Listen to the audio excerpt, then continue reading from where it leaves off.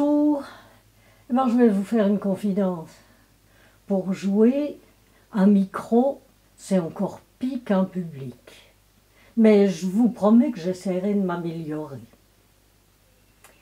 Alors voilà, nous allons nous retrouver tous les jours, mais pas pour que je joue de l'harpe, pour que je vous raconte des histoires. Une chaque jour. De temps en temps, plus particulièrement pour les enfants, mais dans ce cas-là, les parents, ne vous sauvez pas, hein. Vous pouvez rester, il n'y a pas de souci, c'est pour tout le monde. Alors donc, voici une première histoire. Cette histoire, elle se passe il y a très longtemps, tellement longtemps qu'on ne sait plus quand, et dans un pays très lointain, si lointain que plus personne ne sait où. Mais enfin bref, à cette époque, dans ce pays, il y avait une énorme forêt. Et au milieu de cette forêt, il y avait une petite maison de bûcheron. Dans cette petite maison vivaient une femme et un bûcheron. Chaque matin, le bûcheron prenait sa cognée et il partait dans la forêt abattre des arbres. Et pendant ce temps-là, son épouse balayait le sol, faisait la cuisine, s'occupait du potager, de la lessive, enfin de toutes ces choses que font les femmes. Et puis le soir, la soupe était prête, elle attendait son époux. Et lui, il rentrait, il posait sa cognée dans un coin, enlevait ses bottes, s'asseyait à table, mangeait la soupe, retirait sa ceinture, battait sa femme, lui faisait son affaire et puis ronflait. Et le lendemain matin, il prenait sa cognée, il s'en allait dans la forêt couper le bois, et elle s'occupait du ménage. Le soir venu, il rentrait, il posait sa cognée dans un coin, enlevait ses bottes, mangeait sa soupe, retirait sa ceinture, faisait son affaire à sa femme, la battait, faisait son affaire à sa femme et ronflait. Et comme ça, tous les jours, sans jamais oublier de la battre. Hein. Moi, j'avais oublié de le dire, mais lui, il n'oubliait jamais.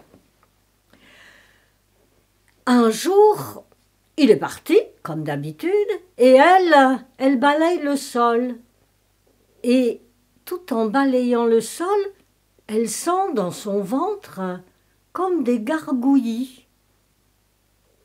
Elle caresse son ventre.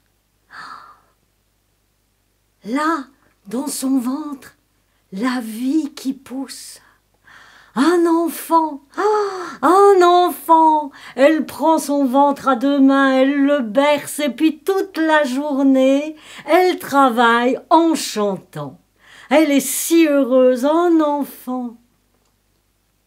Mais quand vient le soir, au moment de mettre sur la table la soupe pour son époux qui va rentrer, elle entoure son ventre de ses bras. Il va rentrer, il va enlever sa ceinture, il va me battre. Moi j'ai l'habitude. Mais lui, non, il ne doit pas lui faire de mal. Ce soir-là, quand l'époux rentre, au lieu de l'attendre assise à table comme d'habitude, elle est assise près du feu. Lui, comme à son accoutumée, il rentre, il pose sa cognée dans un coin, enlève ses bottes, mange sa soupe, enlève sa ceinture, va pour... Non, mon mari, attends, tu me battras après. Assieds-toi, j'ai quelque chose à te raconter. Lui, il s'assied, et elle raconte. Elle invente une histoire, elle raconte, et lui, il écoute, et puis il s'endort. Le lendemain, il prend sa cognée, il part couper le bois, et elle fait le ménage. Le soir, quand il rentre, elle est à nouveau assise près du feu, Il enlève ses bottes, il mange sa soupe, il enlève sa ceinture. Non, non, attends mon époux, attends, j'ai une autre histoire à te raconter. Et lui, il s'assied, il écoute, et puis il s'endort. Et voilà, chaque soir, c'est la même chose. Chaque fois qu'il va la battre, elle lui raconte une histoire. Et puis lui, il s'endort. Un soir, comme c'est devenu l'habitude, elle l'attend assise près du feu, mais dans ses bras il y a un paquet de draps. Lui, il rentre, pose sa cognée, enlève ses bottes, mange sa soupe, enlève sa ceinture. « Qu'est-ce que tu as là ?» Elle écarte le drap. Il regarde. « Donne-le-moi. » Et l'homme, tout doucement, il prend l'enfant. Il s'assied à côté de son épouse.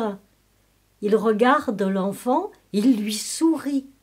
Puis il regarde sa femme et il dit « Raconte. » Et c'est ainsi que chaque soir, elle va continuer à raconter des histoires pour son époux, pour son enfant. Ça en fait des milliers d'histoires. Et c'est grâce à cette femme, parce qu'elle a voulu protéger son enfant, que je vais pouvoir vous raconter toutes ces histoires. À demain.